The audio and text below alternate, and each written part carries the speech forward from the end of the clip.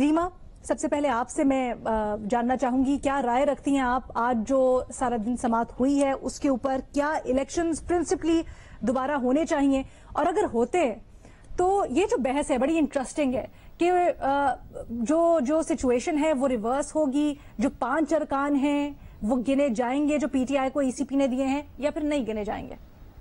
جی شکریہ لینا، بہت معذرت کے ساتھ میں اس پہ کامنٹ نہیں کر سکتی کیونکہ میں نے بالکل فالو نہیں کی لاہور ہائی کورٹ کی پروسیڈنگز، نہ مجھے ایز سچ ڈیٹیل میں پتہ ہے کہ پٹیشنرز کیا آرگیو کر رہے ہیں، نہ میں نے جو اپلیکیبل آئینی قانونی پروویژنز ہیں وہ پڑھی ہیں، سو میں اس پہ اس وقت بات نہیں کر سکوں گی انفارچونیٹلی۔ اچھا، فیصلے پہ بھی نہیں کرنا چاہیں گی کہ آپ کے خیال میں ایک پرنسپل سٹانس اس فیصلے سے متعلق کیا ہونا چاہیے؟ نہیں، اس وقت میں بات نہیں کر سکوں گی، تھوڑا دیکھ کے کہ کیا پٹیشن تھی، کیا پروسیڈنگز تھی، کیا پریئرز ہے، پھر سوچ کے ہی بات آگے کر کے ساتھ میں آپ کو سن بھی نہیں پا رہی، کچھ کنیکٹیوٹی ایشوز ہیں۔ چلیے میں آپ کے پاس واپس آتی ہوں۔ ارشاد بھٹی صاحب، آپ کہیے گا کیا رائے رکھتے ہیں آپ؟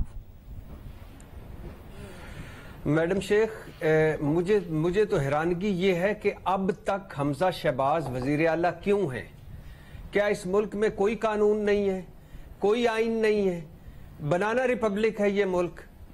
ایک تو اللہ کے فضل سے باپ جو تھا وہ فرد جرم عائد ہونی تھی، وزیر اعظم بن گیا، بیٹا جو خیر سے فرد جرم عائد ہونی تھی وزیر اعلیٰ بن گیا، اوپر سے دھونس اور دھاندلی سے وزیر اعلیٰ بن گئے۔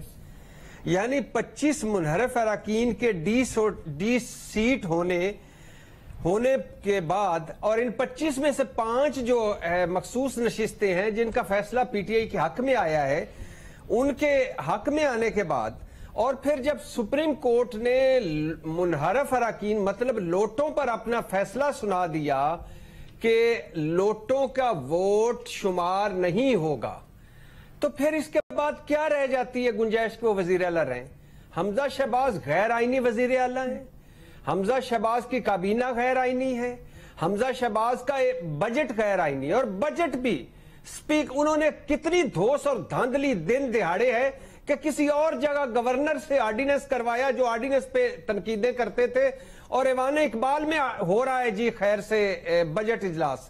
اسپیکر نے کیا کہا؟ اسپیکر جس کو اختیار ہے، جس کو حق حاصل ہے کہ وہ کسی بھی افسر کو بلا سکتا ہے، نہ آئی جی کو بلوانے دیا گیا، نہ چیف سیکرٹری کو بلوانے دیا گیا، دھوس اور دھاندلی سے ایوان اقبال میں کر دیا گیا، اور ساری بیوروکریسی ان کے احکامات مان رہی ہے، سارے کام ہو رہے ہیں، روز ہمارے اخباروں پہ فرنٹ پیجز پہ خبریں چھپ رہی ہیں، اور حمزہ شہباز وزیر اعلیٰ ہماری قسمت سنوارنے کے 28 گاڑیوں کے کارواں میں وہ سفر کر رہے ہوتے ہیں، اور 25 گاڑیوں میں والد صاحب۔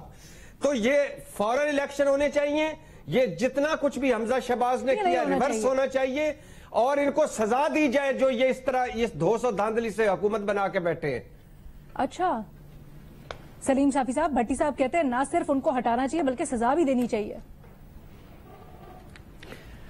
نہیں دیکھیں، میں تو لاہور ہائی کورٹ پہ بھی تبصرہ نہیں کروں گا، اور بھٹی صاحب کی باتیں اپنی جگہ پہ، لیکن میرا تو شروع دن سے ایک موقف ہے کہ گزشتہ الیکشن کسی صورت الیکشن نہیں تھا، وہ سلیکشن تھا۔ جن انتخابات میں R T S system fail کیا گیا ہو، اس سے پہلے لوگوں کو نیب کے ذریعے اور دیگر طریقے استعمال کر کے لوٹا بنایا گیا۔ یہ پی ٹی آئی اور اس کی حکومت کیا تھی؟ یہ لوٹوں کا مجموعہ تھی، ٹھیک ہے؟ کسی کو ایک طریقے سے لوٹا بنایا گیا، کسی کو دوسرے طریقے سے لوٹا بنایا گیا، کسی کو تیسرے طریقے سے لوٹا بنایا گیا۔ ان میں آپ مجھے بتا دیں جتنے بھی ان کے ٹاپ کی کابینہ تھی وہ سارے لوٹے نہیں تھے، اور ان کو لوٹا بنا عمر ایوب پہلے دوسری حکومت میں تھے، یہ دوسرا جو شاہ محمود قریشی پہلے پیپلز پارٹی کے وزیر تھے، فواد چودھری اس سے پہلے عمران خان کے بارے میں کیا کہتے تھے۔ تو ایک تو یہ تھا کہ وہ جاری الیکشن تھا، پھر جو 2018 میں جو الیکشنز ہوئے میں وہ صحیح نہیں تھے، جو آپ مانتے نہیں ہیں، تو پھر الیکشن کی جو کاؤنٹنگ الیکشن ہوا پرویز الہی کے مقابلے میں، میری گزارش سنیں، آپ اس کو بھی نہیں مانتے؟ میری گزارش سنیں کہ پہلی بات تو یہ ہے کہ جو ووٹ پولنگ ایجنٹوں کے غیر موجودگی میں گنے گئے ہوں ان کی کوئی وقت نہیں ہے۔ اس اسمبلیوں میں بہت سارے قاسم سوری جیسے لوگ بیٹھے ہوئے ہیں جو ایکچولی تیسرے چوتھے نمبر پہ آئے لیکن ان کو ممبر بنا کے بٹھا دیا گیا. تو یہ اسمبلیاں کل بھی جعلی تھی اور آج بھی جعلی ہیں. اس کے لیڈر آف دا ہاؤس بدلنے سے ان کی حیثیت اصلی نہیں ہو جاتی. نمبر 1. جی